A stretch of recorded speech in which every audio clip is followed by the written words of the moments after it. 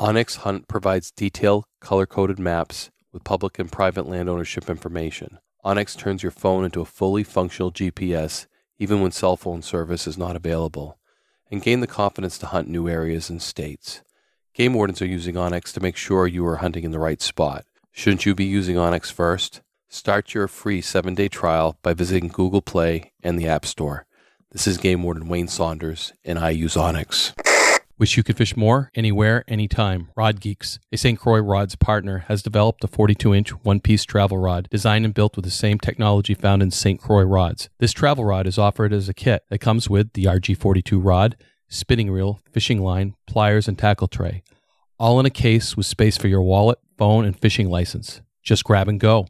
Perfect to keep in your pickup, car, or RV. This shorty performs much like a longer rod, but is compact enough for easy storage and for on-the-go use. Make this the summer you fish more. RODgeeks.com. Guidefitter is the industry network for professional outdoor guides and outfitters, the trusted destination for consumers seeking and sharing guided hunting and fishing experiences of a lifetime, and the enterprise influencer marketing platform for outdoor brands. Guidefitter and its members represent the pulse of the guided hunting and fishing industry. Guidefitter's outdoor partners provide discounts to select types of outdoor professionals, including game wardens, members of the military, guides, outfitters, and other outdoor professionals. Over 145 brand partners and counting. Gear across many categories, including packs, footwear, clothing, flashlights, knives, optics, even firearms and ammo. For more information, go to guidefitter.com/wardenswatch. That's Warden's Watch, all one word. I'm Game Warden Wayne Saunders, and I'm a member of Guidefitter. This podcast is brought to you by Maine Operation Game Thief.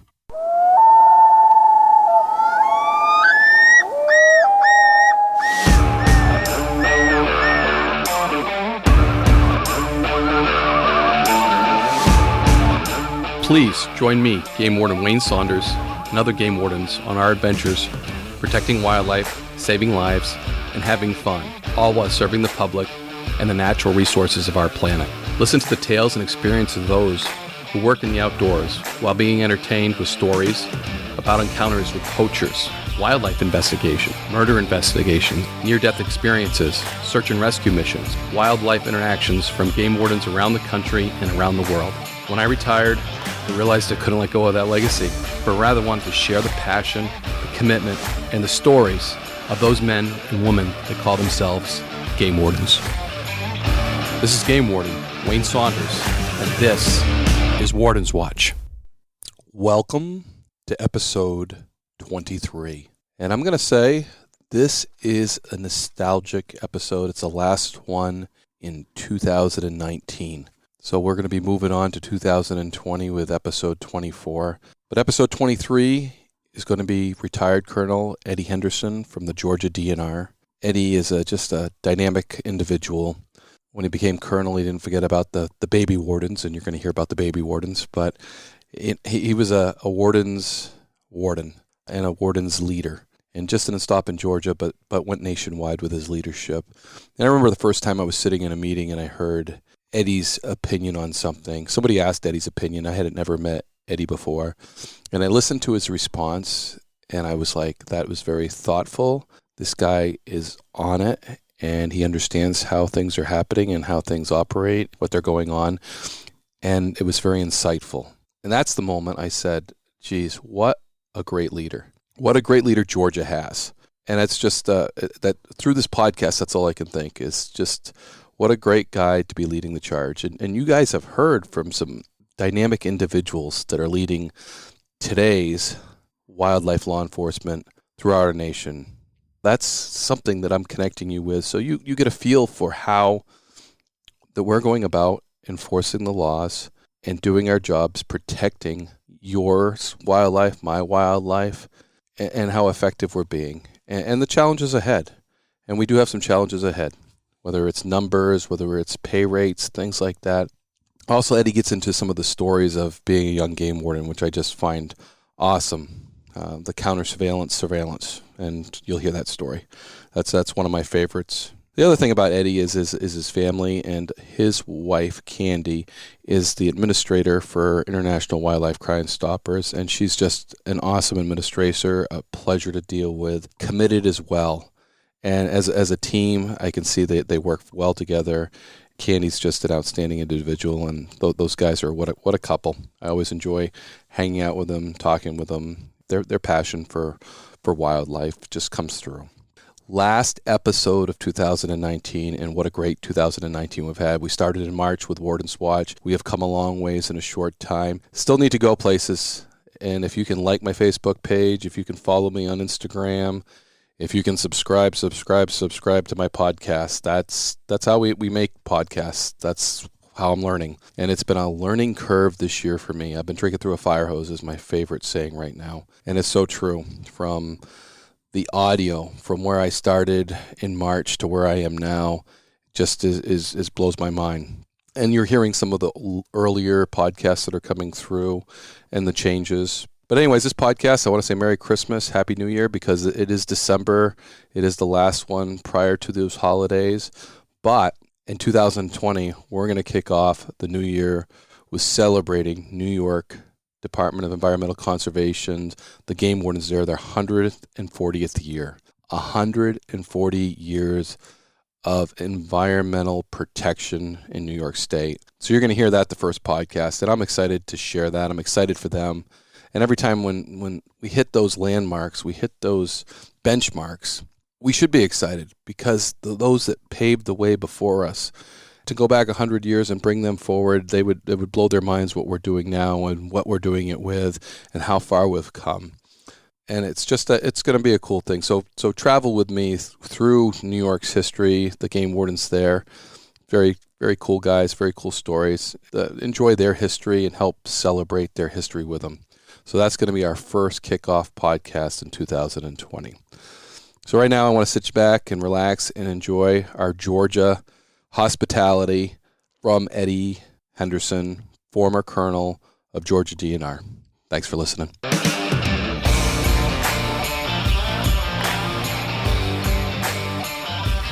How are you today? I'm doing okay. Yeah. I'm doing okay. You're only my second colonel interview, so I will say, the colonel thing, I always like starting at the top. There's a lot of experience here and a lot of things that I want to talk about and a lot of things I think you can bring out that's pretty neat. And Georgia's is definitely different for me. Sure. Everybody's going to know by your accent right away because that's something you can't hide. Right. Well, I don't have an accent, but everybody tells me I do. Everybody from New England, That's at least. right. Yes. No doubt. 36 years, that's probably the longest tenure that I've heard recently. Right. Well, I had a great career in Georgia and just love what I was doing from the time I was in high school. That was my goal in life, was to ultimately be a game warden in Georgia. My dad, growing up, worked with Department of Natural Resources, and he worked on a public fishing area and a fish hatchery. And during that period of time, the game wardens would come patrolling through, checking for fishing licenses, making sure everybody was in compliance. And, I was out cutting grass, sweating, working hard physically. And I said to myself, when I grow up, that's the job I want to do. That looked like a pretty good job when you were working your butt off. Looked like a really good job. And every time I head to the south, all I do is sweat. So I can picture that scene and hear those guys driving around in the truck. And, at least it was me. I'd have my air conditioning cranking too. Absolutely. So you started, and did you start where you wanted in the county you lived in? Or no, in our state at that particular point in time, you were not allowed to work your home county or a county that adjoined your home county because of the issues that you may have dealing with people if you're arresting them. So I actually started in Wilcox County, which was probably about 140 miles from my home county. And whereabouts in Georgia is that? It's kind of the south middle part of the state, more toward the southern end. And it's actually was a really, really good game warden type county. When I first started, there were 7,600 people in that county. Had a lot of river swamp, a lot of hunting activity, really, really good place to start. Of course, I had no law enforcement experience whatsoever. Started September 1 of 1982. And my first day at my new sergeant picked me up in Abbeville, Georgia. That was the county seat. We went to our office in Cordele, Georgia. And when we got there, basically I was issued a uniform, a badge, a gun, a mag light, a truck. And the truck that I had at that point in time had a little teardrop type rotating blue light on it that you'd have to tap on the top to make it work. Oh boy. But with no experience, I was provided a gun, a badge, and from that day on, I was a game warden. And of course, I had a lot of field training I had to go through and all that, but you think about things, how they have evolved. So nowadays. From today. Yes. You got to, like now, you cannot do that. You've got to go through your post-basic mandate training or any of that before you can be sworn in, given a badge or a gun, which is a good thing. Yes. But if you think back, I was 22 years of age when I started and very green, wet behind the ears. So they didn't really have any formal training? It was just your FTO training? Yes, I did have to go through a basic academy. It was 9 weeks, but I started September, and that was in January of the next year. So I got to work through a hunting season. I worked through a hunting season, which was really great experience because you think about it, you get to go through all that. Then you go to the academy. You knew a lot about what they were talking about when it come to enforcing the law and all that. Right. Did you generally work with somebody during that time frame? During that period of time, I had a work schedule with folks that I was to work with. But in between, if coming and going, if I ran across an infraction, I could address it. Mm-hmm. But yes, we did work with someone, had a work schedule. It's just the different officers in the work unit I was in. I would have one of those that I'd meet with every day. And, of course, during that period of time, they would work you from can to can't.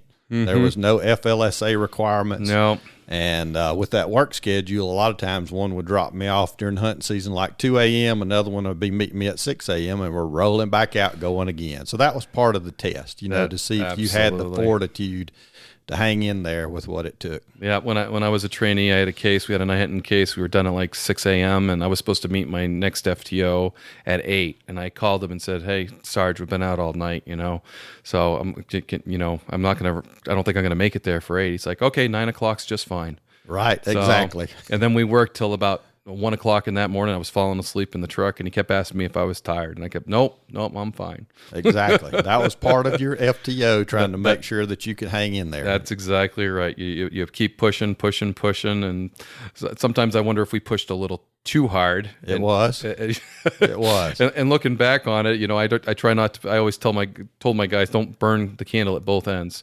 Some of them still do to this day, but at least I put that out there.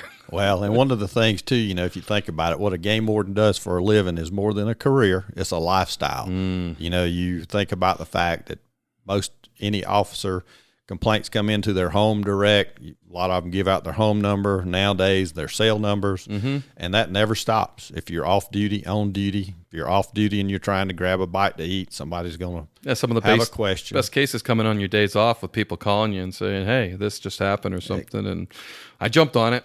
Exactly. That was the fun of being a game warden. Right. Exactly. Do they now? Can you be assigned to your home county or hometown? Yes. So that's changed. Yeah, and you think about recruitment, retention issues nowadays that you have as an agency. Mm-hmm. That helps if you can keep somebody close to their home. You look especially at when spouses. They're established. Yes, they're established. Their spouse maybe have a really good job somewhere. Mm-hmm. So, you have to kind of change with the times and with the cost nowadays of relocating, selling, buying a house, etc.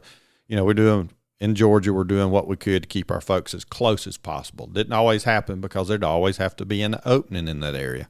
And that makes good sense. And, we talk about retention, and I think every agency is going through that, whether it's pay or whether it's, the grass is always greener on the other side until you get there. Sure. So, and I think if you wanted to be a game warden, it really doesn't matter what it costs, but it sure is nice to get paid what everybody else is, so you're not always looking on the other side of the fence. And you worked really hard to make your grass greener, didn't you? We did. We were very fortunate in our state, had the stars to line up a lot. My last 7.5 years working, I had the opportunity to be colonel for our division there. And as far as pay goes, we had a really good governor in place. And over that period of time, we were able to move the needle significantly for our pay. Our starting pay for a baby game warden had been $32,500 for many, many, many years. But over a 3-year period of time, we were able to move it up. And we're just talking 7.5 years ago that was the rate? Yes, that's exactly. Probably Wow. more like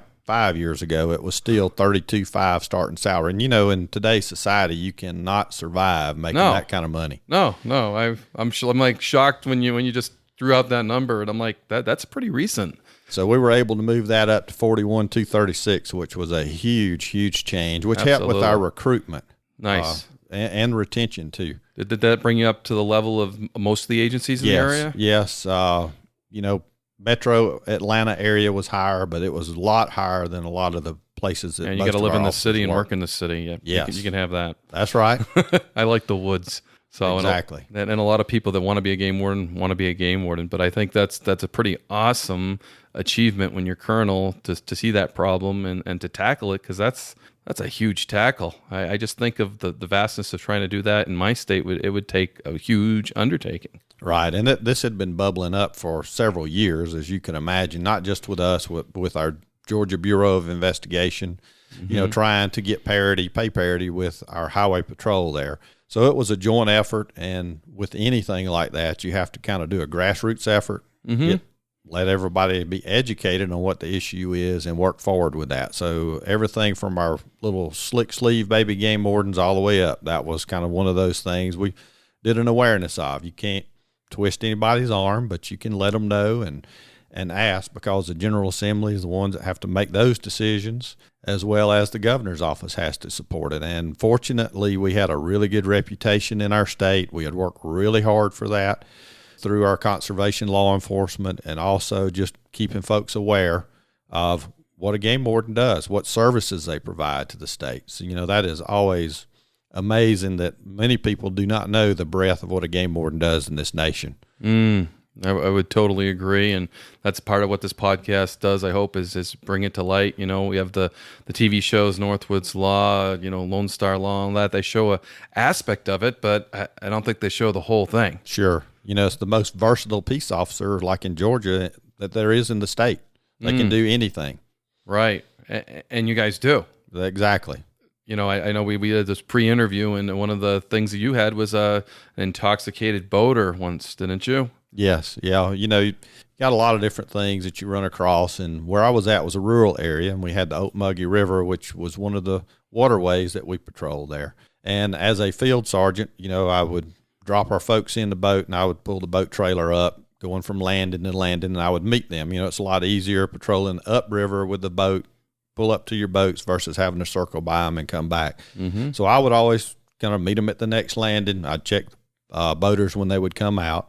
And there was one there, and this was actually in the county I was assigned, that, typically there you got a landing here and there that you may have a little bit rougher crowd that hangs out. And this was one of those, and it's very common.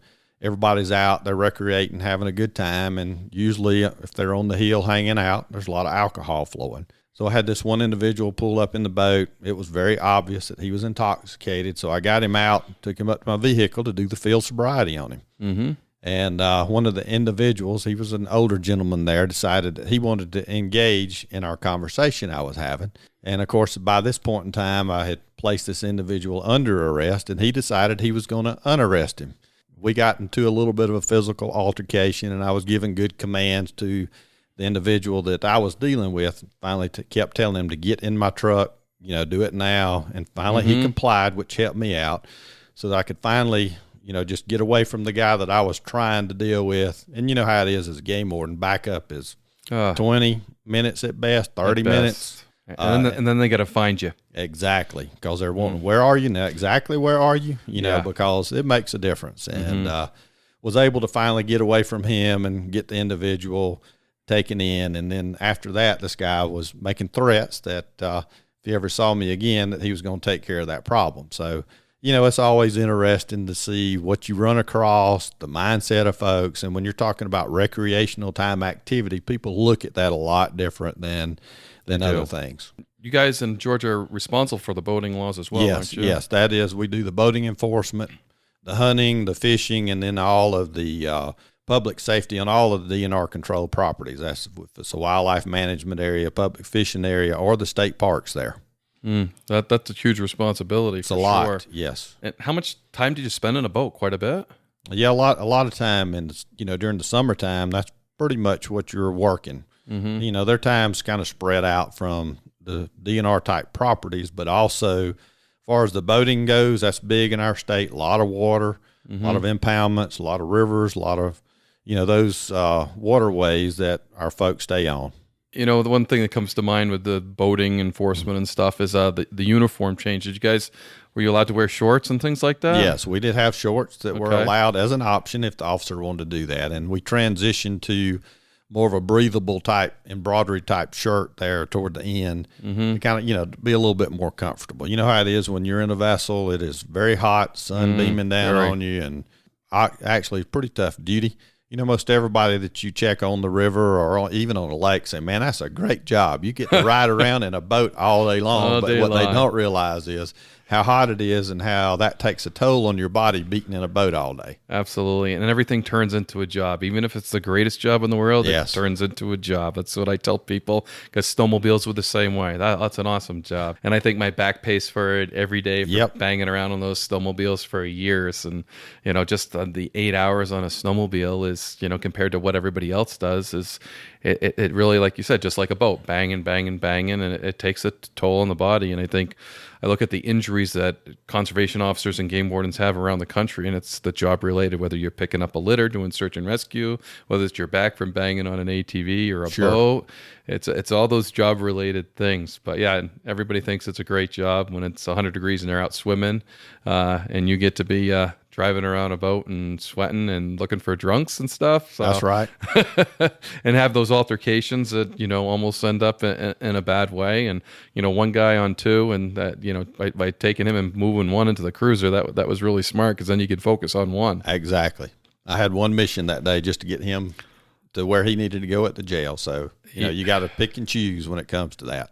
Right. And pick and choose, because you have one in custody. You could probably put the other one in custody, couldn't you? Yes. So, but that's another no problem. Way to do both. Yes. Exactly. You know, arresting people on a boat, on an ATV, on a snowmobile, it's a difficult thing, and people don't understand. Yeah, you throw the cuffs on them. Now, what do you do? Right, especially in that boating environment, like you're talking about. Right, because you got to put a life vest on them if you do that. Yes.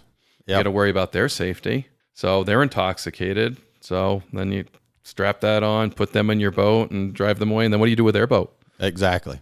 You got to have a lot of things put in place to be able to effectively do that. Right. I know some of our officers have had individuals that they've placed under arrest, even with a life jacket on and handcuffed, jump in the water, you know, if they have that opportunity. So you never know. Someone who's intoxicated, they don't always have the best judgment, so you never know what's going to happen. No, you are absolutely right. So, and we've had to have people operate in between two wardens to get them out of the woods, and that's always the defense attorneys. Well, you let them operate. Well, right. How else to get them out? Right. You know, whether you hog tie them to the back of your ATV, you know, that doesn't work. Sure. So, and I'm sure as a colonel, you sure wouldn't want to hear that somebody got hog tied and dragged out of the woods. So, and a lot of our jobs as a rural law enforcement, we interact with, you know, drug trafficking, exotic animals, and you had such a case like that, didn't you? That I found really interesting. Yeah, that was pretty early on in my career. You know, as we talked about earlier before we got on here, we talked about relationships and the importance of that. And, you know, and as a game warden, you really have to have a lot of relationships in those communities that you serve. And over time, that pays off. You get calls, you get complaints, you get information that you would not get otherwise. So I received some information about this individual who had some exotics that were illegal for them to hold. He had a cougar, which is illegal to have. He had a lesser pandas, and he had a military monkey. All of those are in the state of Georgia at that particular point in time. If you didn't have a permit for those, they were illegal to possess. So I was told where the property was, and the typical game warden, you know, I had somebody drop me off. I went in, surveilled the area, and outside the curtilage of the house, you could see where he had pens. The cougar was not out there, but the lesser pandas, which I didn't know what that was at the time, I found out. And I'm going to have to look it up now. And then he had the monkey out there. So I made contact with those, knew they were there. After I'd left out, the sheriff, a few days later, got in touch with me and then started inquiring about me entering on that property if I had been there.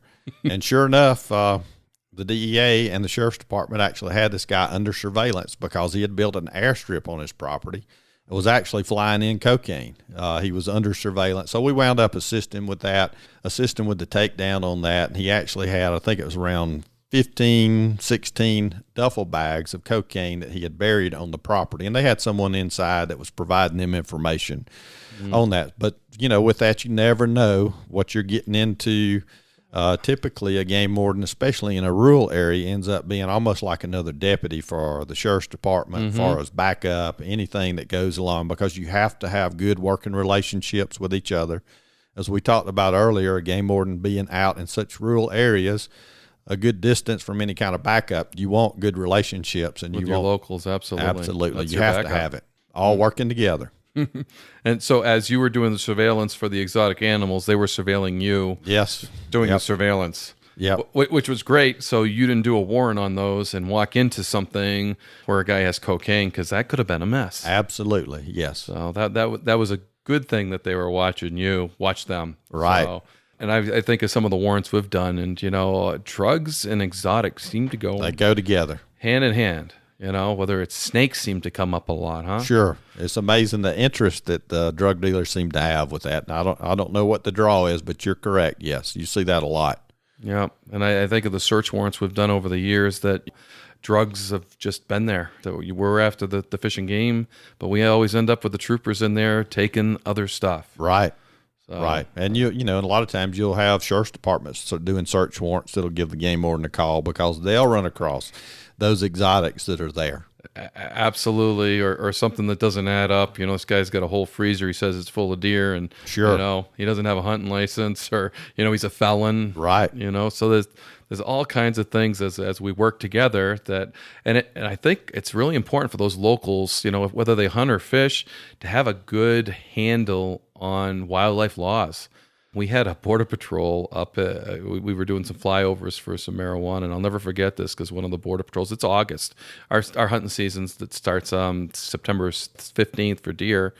Here it is August, and he sees a guy dragging out a deer out of the woods. In August. Well, he doesn't think anything of it. They land the chopper, and there's a warden there because he's going to go up next, and he's like, "Yeah, some guy. We saw him dragging a deer out of the woods over on Sim Stream, and he saw us in the helicopter. He dragged it right back in." So, and he's like, "Well, how long ago was that?" It's like 30 minutes ago. Well, of course, they went there and there's nobody there. Sure. He didn't have a good handle on the fish and game laws because he didn't hunt and fish. Right. And that makes a difference. It's huge, because they don't know the violation when they see it. Right. So to have those relationships, and he couldn't pick up a phone in the helicopter, but it's important if they see something that they think is wrong, they check into it and give us a call. Sure. But then there's those guys that really hunt and fish and that are deputies, and they know. They should have been game wardens. That's right. So I'm sure every now and then you try to steal a couple of those, don't you? Anybody that would be a good candidate like that, yes. You want somebody that's got that vested interest in what you do for a living, that has a hunting, fishing, or boating background, and that seems to be harder and harder to find nowadays. Do you have a lot of the new recruits that have a law enforcement background working for another agency, just waiting for that time to jump into the DNR to be awarded? We, as far as the new hires, prior to my retirement, they probably weren't 10%, maybe at the most, out of our classes that were actually prior law enforcement. Wow. We had some, but overall, it's if you look back, we didn't end up with a high percentage. Now, do you think that's decreasing, increasing? I think it's been about the same for probably the last 10 years in our state anyway. Huh. That's interesting. Some of the people I came on with started as police officers so they could just get that step up in when it was competitive, very competitive. Right.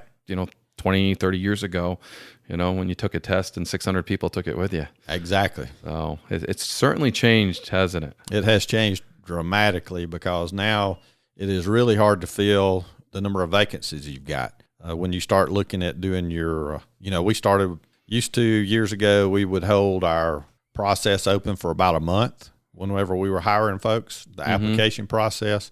Well, I transitioned to holding that application process open all year.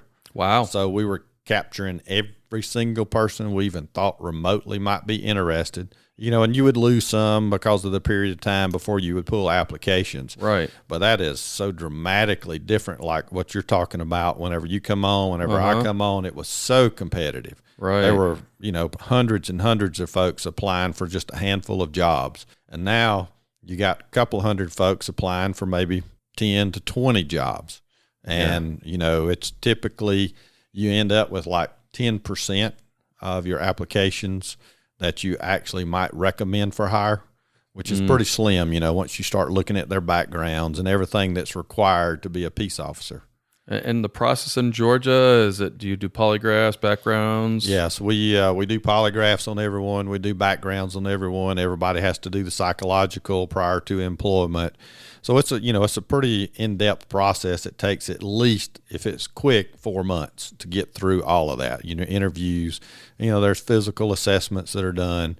A lot of things you have to look at because you're putting somebody out there with a badge and a gun and they're making decisions on their own for the most part. So you got to try to ensure you got the best quality candidates that you can possibly have for those roles and keep your standards high with that. Right.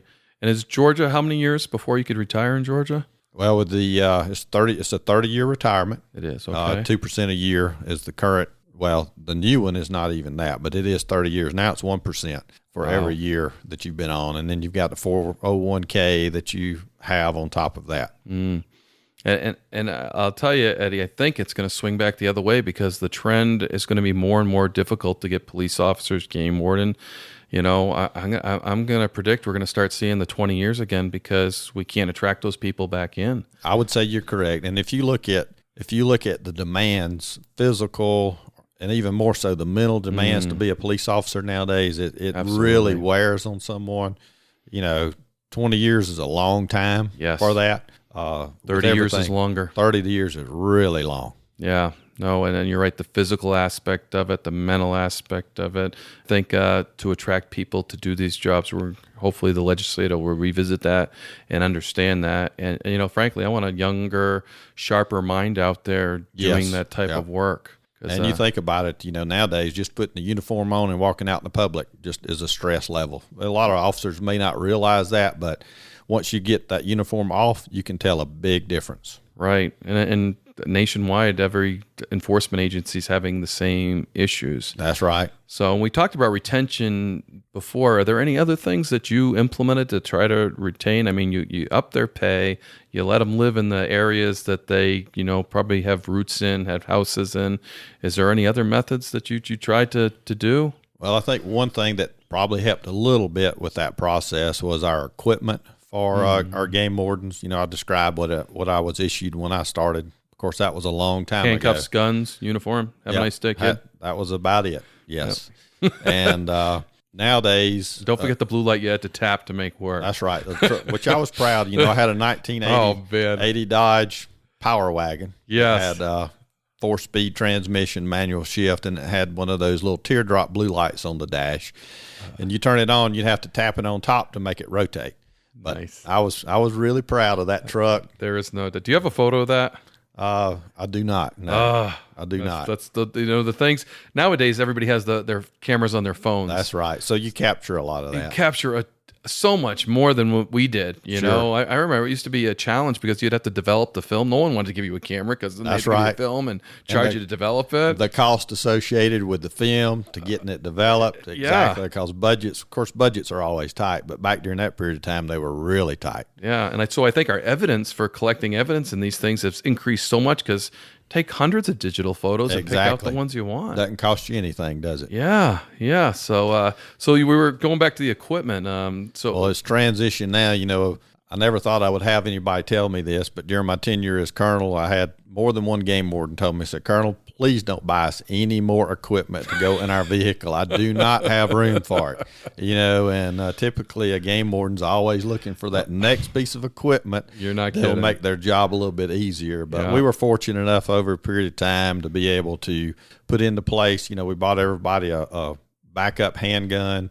We had some old used excess properties, M16s. We were able to upgrade all of those to the Daniel Defense rifles, which are made in Georgia, but they are a really, really, really nice firearm. And then most every officer, we got to the point where we had them night vision. We had some thermal imaging out for our search and rescue efforts that our folks were doing. Boats equipped very nice. Just, trucks were very nice.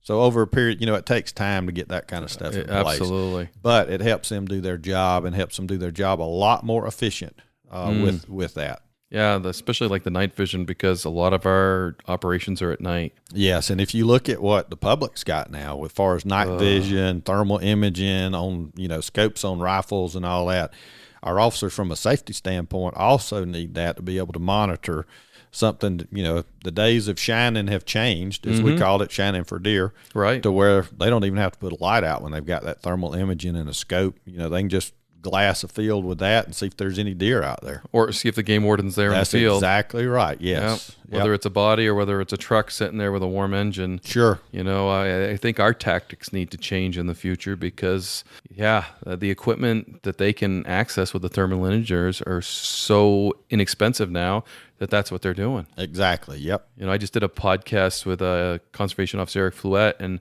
the kid had an old time VCR type thing that had like a night vision on thing, and that's how he thinks he got detected, because they used that as night vision, and that was pretty old technology compared to what we have nowadays out there. Sure. So, but he got detected, and the alarm went off, so he had to spring into action.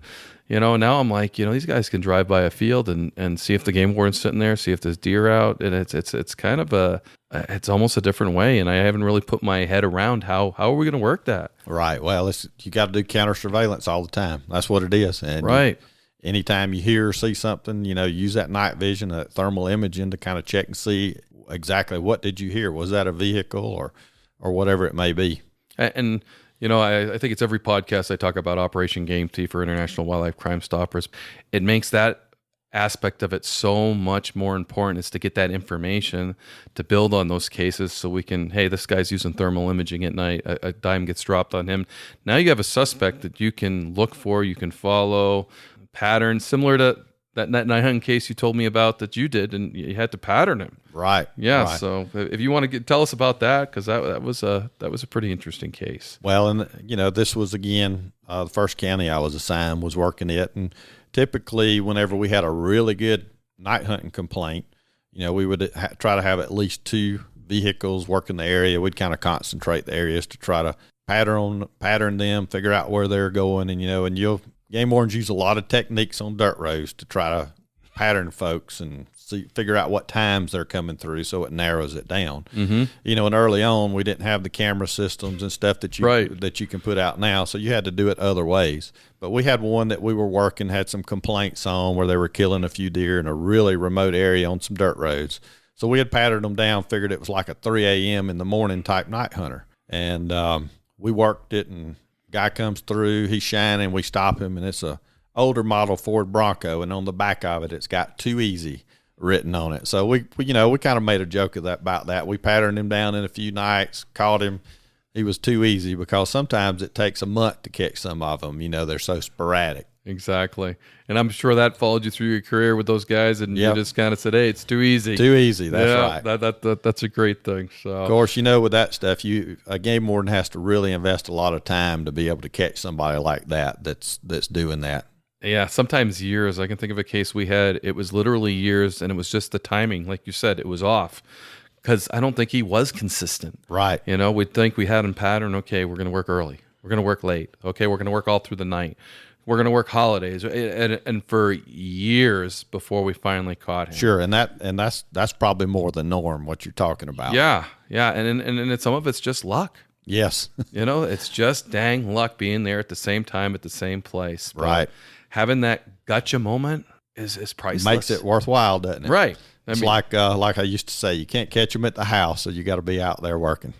No doubt. Although nowadays they can probably watch all their cameras from their house. That's true. Very true. That's what we're going to come down to, is a surveillance system, so they can pinpoint it and working smarter. Working smarter, not harder. So I know a few guys are going to listen to this and they're going to be like, oh, that's a great idea, Right. We'll have a whole surveillance thing set up with TVs and have it all gridded off and everything, and pinch points and just because that's the way they think. And I the new generation I see coming in, and sometimes I criticize the new generation, but I always think that the generation before me criticized me coming in. Exactly. So and one thing about the newer generation, the technology is something of real interest to them. I know we started using a lot of the cameras that you could put out that will send you a text with a photo of what it's looking at, and our that's working a lot smarter than, Right. back in the day when I come along. But they've made a lot of arrests for fishing without permission, supporting landowner complaints, hunting without permission when they've got someone that they know where they're going in and coming out, to be able to have that camera put up and send them a picture of somebody heading into the property, and then It's the catching game warden evidence, can too. go catch them. That's right. So now you have evidence to go along with it. So even if you don't get there, you might be able to follow up on That's it. exactly and make that right. Case. Yes. So it's definitely, technology has been good. I think it's going to be important because of the technology the poachers are using. Exactly. And you think about the court systems nowadays, the expectation, if you have a jury trial or anything else, they expect you to have that kind of evidence nowadays because of what the TV has portrayed, that everybody's going to have a video or something of the incident, whether it be from a body camera or a car camera or otherwise. Right. So, those things become sometimes maybe an unreal expectation. But, as you got to progress and be professional as an agency, those things come into play. Right. And then the only good thing about it is it takes the eyewitness thing away from it, because I hate eyewitnesses because Sure. they're always wrong. Right. Sometimes we think we see something and we didn't really see it. Or, I think of search and rescue missions where people swear up and down they saw this person that we're looking for, and it sends us on the wrong way. Right. It sends us away from our search area. Takes you away from your mission, yes. Sometimes. And Georgia, you were telling me you started tracking search and rescue, and it was amazing to you how much that your officers are actually doing for search and rescue in Georgia. Right. Several years ago, our state emergency management agency asked us to assist being the lead for emergency support function number 9, which is search and rescue in the state. But they wanted us to do the water and woods aspect of it. Which makes sense, doesn't it? Yes. I mean, that's what a game warden does. That's what they're trained for. That's what they do every day. Yes. That's their forte. Yes. And we had a few pretty good high-profile cases where our folks really helped out. Ever since I went to work in 1982, we always help with search and rescue if it's water or woods related. That's just part of it. We support agency, but we help with that. Right. So when we were asked to take the lead with that and help organize a lot of that, we started keeping stats on how many we were doing. And for under 200 officers, they were doing over 300 annually. And you think about that, that's on top of their everyday duties. That is very significant. Yeah. A lot of involvement when it comes to that arena. Right, and probably something that you weren't getting paid to do, were you? No, was just part of the job. Part of the job. Yes. So, but when it came to search and rescue money, when it got doled out, before that, they probably weren't even thinking of game wardens, and now they're like, wow, yes, they're doing a lot. That has helped us a lot with a lot of the equipment I've talked about, because any kind of that type of equipment for search and rescue, a game warden can use every day in the field when they're working. So our search and rescue equipment that we got through grant money, it was for items such as the thermal imaging, the night vision, any of those kind of things that a field officer can use every day. So it helped us with our core mission, and that's what we always tried to keep our folks focused on, that conservation law enforcement. That's what we get paid to do. At the end of the day, you've got to always make sure you're grounded there and that you're providing the sportsmen in your state and the women in your state what they're paying you to do. Right. And you never forget that as going up through the ranks to as colonel, to make those your objectives. Sure. Well, and that was something I preached probably every meeting I had the opportunity to go to. I'd always use those words: focus on conservation law enforcement. And that's, that's our core mission. Mm-hmm. Yeah, because I see all of us getting pulled in so many directions now because we're the police in the woods. That's exactly right. When it comes to a search, they call us. When it comes to a crime, they call us. And, sometimes we forget what our focus is. Sure. Yeah. So, well, and you get pulled to those things, and you got to remember at the end of the day what your true mission is. We always have to support those other agencies. Our folks would come in, be called to look for murder weapons in the woods, in the water, help look for somebody missing they think has been maybe a murder victim. You name it. Our folks always are called to assist with that because, number one, their reputation of being able to be woods wise, to be able to go in there and do that. But it also, that's a two-way street. When you're assisting another agency, they'll remember you when they run across something that might be in that conservation law enforcement field. We've had deputies that call our game wardens if they've caught a night hunter when they're out working, or provide them information with things that they might not have otherwise that was built off of a relationship, a working relationship. Nice. Does Georgia have any specialty teams as far as your officers? Well, we've got several in-house type specialty teams. Yeah. Of course, we've got a K9 program, which was started in 1999. We started it off, and actually, at that particular point in time, I was asked to head that up. I was a captain out of our Gainesville office then, and I was tasked with putting together a K9 program for the state of Georgia. So we actually modeled our current program after what North Carolina had at the time. Okay. We sent a couple officers up. They went through the training North Carolina was doing. They were putting a basic class on for their officers. We sent a couple of officers through, and then I sent one of those officers to be a K9 handler instructor, and we started our own program there, which has really been successful. We've got 7 region offices, and we've got 8 K9 officers right now deployed throughout the state. And that K9 can really save a lot of time. If you're looking at a night hunting case, for example, where they've thrown a gun out, or you may have a deer in a field or something, they can really reduce that officer's time looking for something significantly. We also have what we call a critical incident reconstruction team, and those teams go in after a hunting accident or a boating accident and put that back together. You know, those type of scenes are not exactly like a car accident where you got skid marks and everything else. Right. So they've got specialized training to go into the woods to be able to recreate any kind of a hunting incident that occurred, or on the waterways, a boating incident that may have occurred. So we've got some teams that do that. And then, of course, we've got an investigative unit that works more on the overt and covert type investigations to help support that game warden in the field. And is that a plainclothes unit? Yes, it is. You know, it's kind of what it's still being built upon now. You know how hard it is to get positions, but yes, it is a plainclothes unit, and we also have in each one of those 7 region offices I mentioned, we've got a uniformed officer that has specialized training to be able to assist that investigative unit. So if they need to do an undercover detail in another region where that officer is not known, you know, a good ways away from their house, they're trained to be able to do that. Yep. And any kind of investigative type function, whether it's interrogation, whatever it may be. And as you know, now the internet has become the way that a lot of the trade is taking place. Right. So we hired an analyst with a couple of years ago to go to work for that unit, who does a lot of the social media stuff. Her specialty is looking at that, monitoring that. Any field officer that might need information associated with that can call, ask, tell them what they need. And that has really, it's amazing how much information you can pull off social media. Poachers want to brag on what they do, don't they? Right. Yep. We can't catch the ones that don't brag. That's right. Yep. Those are the tough guys that chew it out the backyard and never tell anybody. If they're real smart, they'll just keep it to themselves. And those are the ones you need the information on that we talked about earlier, that you get information by having relationships with folks. Exactly. You know, when I was in the field, I would always, if I was riding along, working somewhere, if I'd see a farmer in the field or somebody else where they were not real busy, maybe stop working on a tractor, I'd pull in, I'd introduce myself, I'd give them a business card. They may not hunt, they might not fish, but you start building those relationships. And then over the years, that developed where you'd get those kind of folks giving you a call because of that first interaction you had with them, if it was positive. And they might say, well, you know, I got this issue going on around here. And they might not have called otherwise, other than you stopped, you engaged them in conversation, you didn't want anything, you just stopped and let them know who you are. If you ever need anything over that way, please give me a call. Those help a lot over the years to get information from folks.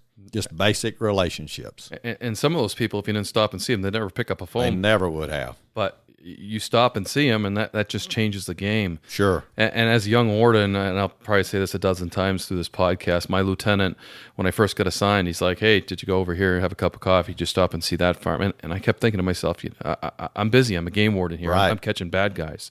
I don't have time to go have coffee with the farmer. I don't have time to stop there. I'm out to catch bad guys. You know, I don't understand why the lieutenant didn't understand that. But after I caught on, and he wanted me to build those relationships to get that information, that paid off to some of my best cases. Let people know who you are, feel comfortable with you, and as long as they know who that local game warden is, a lot of times they will call. It's the basics of Operation Game Thief, basically. Yes, it is. It's building your own network. It is, yep. So. And like those, like Operation Game Thief, like you're talking about with those programs, you know, that is put into place to help that field officer be more effective. You know, there's so many violations that go undetected. Right. And those programs help with that process. If they don't know who that local game warden is, at least it gives them a way to get that information to someone so that they can apprehend someone who's violating the law. So those programs are so important from that standpoint. Right. That analysis position just fascinates me, Eddie, because, I just don't know how many agencies have something like that for resources. And yet I think you're absolutely right. That's where our crime is building. It is. And I'm sure that person generates a ton of information that goes to the field. Exactly. And, we were looking at the trends around, as an agency, we would try to stay in contact with other states. I never had an original idea. I just stole someone else's all the time, if you know what I mean. But anyway, some of the states that had analysts working for them, you could see where they were producing some really good information. Right. And I felt strong enough about it that I've put that position in place, and it's really hard to pull a trigger, take someone out of the field or position and move it to something like that. But it has really, really paid off in the state of Georgia just from that information and having someone that's their expertise, give them the training they need to know what to go into, look for, associated with that. Any field officer, they may not be the most technical savvy when it comes to that, but they can call this analyst and say, I need information on this person. And in a very short period of time, that analyst can go in and really pull all the contacts that are associated with one individual. Social media has really put some of those jobs a little bit easier for folks to be able to track them down. Mm-hmm. Yeah, no doubt. And you're right, that gives that comfort to the officer in the field, because let's face it, some guys aren't technological, or nor do they want to be. Sure. But if they can pick up a phone and talk to somebody that can, because they want to catch the bad guy. Yep, and that allows them to stay focused in the field with what they need to be doing, and somebody else doing something a lot quicker than they could. Right, instead of wasting their time trying to do this. That's right. You call these up, and whether it's an hour, 2 hours, and you get everything from what that guy ate for breakfast to what kind of registrations they got on his vehicles to that type of thing, or they're generating their own thing by monitoring social media. Sure. I would imagine that this guy's got an armadillo for sale, and they call him up because that's what it was posted on Facebook or Craigslist or something like that. So, and it's amazing that trade that's out there on the internet, especially with what you might consider to be the non-game species. That has increased so dramatically with that process that you need someone who's constantly monitoring that, looking at it to see what's out there. No doubt, and that's like you're right. It's hard to pull the trigger to move that position into that. I got to believe it, because especially if it takes a field position away. Yes. Yep. I mean, for a colonel to do that kills, because that puts more of a burden on the field when you take a position out of the field. Right, and the way I looked at that was going to help the field by having that position in place to make their job a little bit easier. And that was one of the things I always tried to preach to my command staff, our captains, and everyone else at a higher level, is their job was to work for that field officer every day, whatever they could do to make their job easier. Because, the demands on the field officer is a lot. Every state probably is stretched so thin with the demands on a field game warden until you got to look at what you can do to make their job easier, whether it's equipment, whether it's doing something a little bit different with your operations. Right. Or how you report, and exactly, that's one thing I see about game wardens. They, the report writing, they don't like to do that. Every time you move around, whether it's issuing a ticket, now it's this process, that process, and everything, to make things simpler for them and make it more effective. If they can see that, yes, boy, that's something huge. Right, and you have to review those things on a fairly regular basis to ensure that you're not overburdening someone with those administrative requirements like you're talking about. Right. Did you ever get, a hint from somebody in the field that you took and you implemented? Well, when I first got promoted, one of the things I did was I put a survey out to everybody. I wanted to know the 3 things we were doing right, 3 things we were doing wrong. So you always got to, have some positive with anything you do. You don't want to always focus on negative. Right. So I took those surveys, and they were just free-handed. Some of the officers would send me a 15-page diatribe, which was fine. I read all of those. Yeah. But I really utilized that to I thought I had a good handle on what I needed to do once I got promoted, but I utilized that survey to help solidify what I thought we needed to do, but also some things associated with that would help me move forward. As we worked through the top 3, then we could start working down through the other issues that needed to be done. And some of those were some of those administrative requirements that we had. Did you find that survey pretty consistent among the field guys? It was. Overall, it was. You're always going to get some specific things that affect one individual personally, which is part of the process. You'd always have to look at the bigger picture, determine what truly needed to be done, set your priorities. And the pay parity that we talked about earlier was the number one priority. And I felt like that was going to be the case because that was a huge issue in our state. That also helped me with my justification to work forward with some of that too. Right. What a boost in the field to give the colonel the ball and have him run with it. Sure. And of course, and with that, I couldn't do anything alone. It took every officer in the field, as we talked about earlier, with a game warden, you can give them a sense of direction. You give them a mission. You tell them what you want them to do, and they will make it happen one way or another. It's amazing the quality of officer that I think we have nationwide to be able to do that. I totally agree. Certainly reflective of so many officers. Sure. So, but, I always try not to give them parameters, and I could tell you avoided that. You don't tell them how to do it. You just give them that goal and give them the ball and say, go. Because, right. And you kind of give them some suggestions, some direction to go, and then give them the autonomy to move forward with it, and it makes a difference. No, absolutely. And it's amazing the new ideas that come out of the baby game wardens. Yes. I love that term when you said that. It's just will always crack me up now, the baby game wardens. And you're right. But, I always like to watch that newness and try to take advantage of it because they have new ideas. Exactly. So, because they can move mountains because they got that will at that time. Right, that's right. Yeah, they give the shovel and start going. Exactly. So, you've been involved in a ton of things, though, as colonel, nationally as well. And I'm wondering, what you've been involved with, and then the challenges you see ahead for wildlife law enforcement. Well, I was fortunate enough. The last couple of years as colonel, I was voted president of the National Association of Conservation Law Enforcement Chiefs. I was vice president prior to that. I really appreciated the opportunity to be involved with that group. So, that's the chiefs, the colonels nationwide that are a part of that. So you've got a mix of issues nationwide that you get to know about, be aware of, and see how other states deal with issues and problems that come along. Right. And that helped tremendously. And and it's amazing that for the most part, every state deals with very similar issues from one state to another. But that allowed the chiefs to get together, have conversations, and it even got to the point where, there was an intelligence summit that sort of evolved out of that. Not my doings, but part of that association, so that annually the investigators are having meetings once a year from every state that will participate, and they can talk about those issues that they're having when it comes to wildlife trafficking and issues internally within the U.S. and those that are going out. So that was one thing that has come out of it. Another thing that come out of that association was some of our conversation as chiefs and colonels was that, leadership training is very important with any organization that you have. Doesn't matter what it is.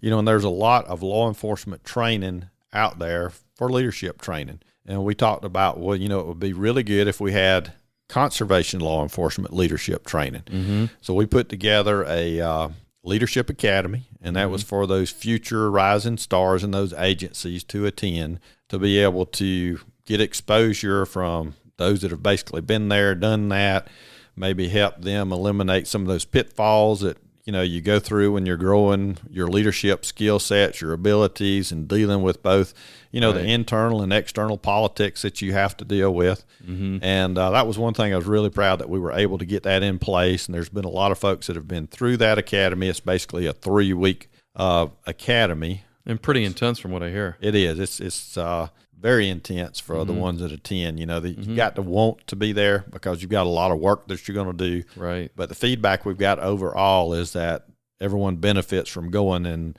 helps to grow them for their future, things that they may not be aware of that you got to deal once you get into those leadership positions. Right. So that helps to grow those agencies. It helps to build future leaders of those agencies for them to be able to have a better set of skill sets when they go into those places. I think about my coming up through the career, and yours was probably the same.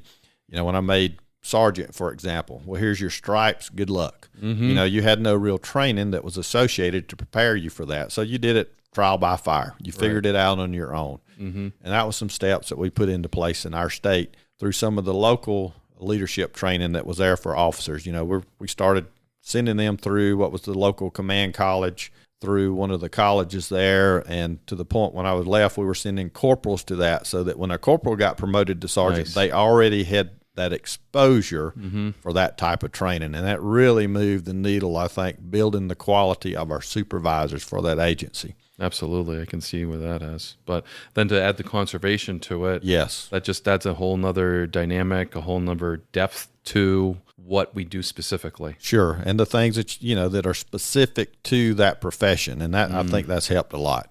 Yeah, because the relationships we have with the biologists that we have to work with, the legislators we work with on the issues that we all have, maybe different, you know, species or whatever, but the same goals in mind, we still have to, you know, it's definitely different than your typical law enforcement. It is. Yes, it is.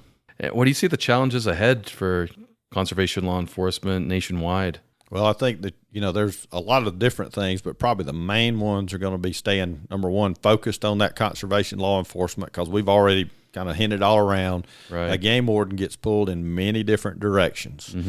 If you look at more of the outdoor trends now, it may not be quite as much hunting and fishing as it is for just outdoor enjoyment of the recreation that's out there for the public, whether it's the kayaking, the non-motorized vessels, the hiking, all of that's kind of where wildlife watching. That's exactly right. That's where you're seeing a lot of the interest trending to, and that interest is going up significantly. So what comes out of that? You get search and rescue calls. You know, those compound a lot, especially with the non-motorized vessels, those hikers that may be injured. You know, I know even in our state, you know, we got part of the Appalachian Trail that goes through there. Right. And a lot of those locations that are really remote to get to in the mountains. And, you know, we've got our aviation unit there in the state of Georgia. We had, fortunate enough, we had 3 rotary assets. Wow. And they would do long line rescues, you know, go in remote areas. You get the first responders in there to the individual. If they could not tote them out, walk them out, then a lot of times you'd put them in a litter and they'd fly them out. Nice. Well, we moved to a different model because some of the times with those particular incidents, it might take a first responder a couple of hours to walk in there after that aviation asset had located someone who was injured. So we started having our game wardens rappel out of the helicopter. Wow. To that individual, get them in the litter, get them ready to go, and then pull them out with a long line. So that helped a lot with the timeline. Now, you think about that. Is that a game warden's mission? No. Well, it evolved to that. Now, it's not our core mission, but because of the skill set an officer has with that woods and water mindset that they have to have, those training that we provide for that. Right. And then if you got that aviation asset that's geared for that, then it evolves to that. So those are the kind of challenges you're going to look at as the interest of the public changes. Right. Our priorities may change. That's true. We've always got to stay true to those folks that pay the basic salary with those hunting and fishing license revenues. You've got to do that. We got to make sure they're covered. Because if our focus changed, funding has to change too. Exactly. Right now, those hunters and fishermen are paying the bill. That's exactly right. You know, fortunately in our state, we had a blend. We had state revenues that helped support a lot of ours in addition to those license revenues. So we weren't solely tied to that. So that's one reason our mission could be a little bit broader probably. Right. It was not tied strictly to that. We do get a lot of license revenues, and at the end of the day, we have to stay, that's in Georgia, have to stay focused on that. But I think you're going to see the recreational user and their interest as that changes and they're out in the environment our officers work. We'll see changes associated with that. Yep. Nope, I would agree. Hey, it's been a great opportunity, great interview, great conversation. Oh, thank you. I've really enjoyed it. And, you know, I always leave, you know, is there anything else you want to throw in there, Eddie? Because, you know, it's your show as much as my show. And it's, you know, to get that information out there, to talk about your experiences, to share that with the general public. It's just, I think it's an awesome thing. Well, as you know, it's a game warden's career is just a great career. I've been blessed. My 36 years really went by quick. There were times when it didn't seem like it, but no, it went by really quick. I think some of the things too that from a John Q. Public standpoint, just support for those officers out there doing their job. Sometimes it's a very thankless job. And then we got to look at how do you develop those future game wardens and people that have that interest in that, because it's true with a lot of jobs, especially with the law enforcement field, but the interest in folks wanting to do that career, somehow we've got to continue to build on that to invest in the future of this profession, because it is a really, really important one. A game warden, as a general rule, helps to set the very basic quality of life for folks in their states. If you think about, the environmental issues that you deal with to just the very basic hunting, fishing, boating. A lot of companies, when they're looking at your state to come to it, that's some of the things they look at. They look at what are the recreational opportunities if we bring people into this state that's available to them. Right. They look at a lot of those things when they're making those decisions, whether or not they're going to move a business or even grow a business there. And a game warden sets those quality standards just by the job they do. No, thank you. Former Colonel Eddie Henderson, 36 years. Thank you so much for your service, nationwide to the state of Georgia. And certainly it's been a pleasure having this interview Thank today. you, Wayne. Take care.